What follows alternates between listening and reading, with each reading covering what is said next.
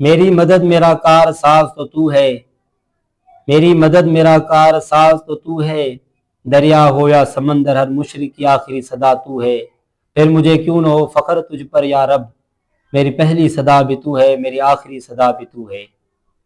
بہت سارے لوگ ایسے ہوتے ہیں جو اللہ کے ساتھ دوسروں کو شریک کرتے ہیں، اللہ کو چھوڑ کر دوسروں کو پکارتے ہیں، ان سے مدد مانگتے ہیں، ان کے مدد مانگنے کے قائل ہیں، کو مشکل کشا سمجھتے ہیں، ان کو پکارتے ہیں، ان سے التجا کرتے ہیں، ان سے دعائیں مانگتے ہیں کہ یہ جو مرنے والے ہیں ہماری دعاؤں کو یہ قبول کریں گے اور ہماری مدد کریں گے، ہماری مشکل کشائی کریں گے۔ پوری زندگی اس میں لگا دیتے ہیں،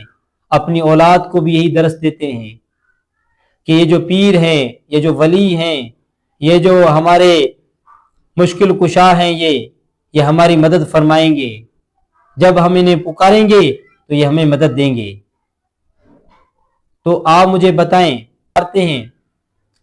ان سے مدد مانگتے ہیں اور جب مایوس ہو جاتے ہیں تو پھر کیا ہوتا ہے؟ تو انسان کو یہ ہونا چاہیے کہ اللہ نے آپ کو پیدا کیا، اللہ ہی آپ کا مشکل کشا ہے، آپ اسی سے اپنی مدد مانگیں، آپ اسی کے سامنے اپنے دعائیں مانگیں، اسی کے سامنے جھکیں، اسی کو ہر وقت پکاریں تو اللہ آپ کی مدد فرمائے گا۔ ایسا نہ ہو کہ جب آپ کی پکار کو سننے والا کوئی نہ ہو، آپ کی مدد کرنے والا کوئی نہ ہو، آپ کے ہاتھ بھی کام نہ کریں، آپ کے پیر بھی کام نہ کریں، آپ کا جسم بھی آپ کا ساتھ نہ دے، آپ کے سننے والا بھی کوئی نہ ہو، پھر مجبور ہو کے، پھر لاچار ہو کر، پھر آپ اللہ کو پکاریں کہ اللہ میری مدد فرما، آپ ہی میری مدد کریں، آپ ہی میری مشکل کشائی فرمائیں، آپ ہی میری بگڑی بنائیں۔ تو اس سے پہلے یہ ہے، تو اس سے بہتر نہیں کہ آپ اللہ سے مدد مانگیں، پہلے سے اللہ کے سامنے اپنے آپ کو جھکائیں،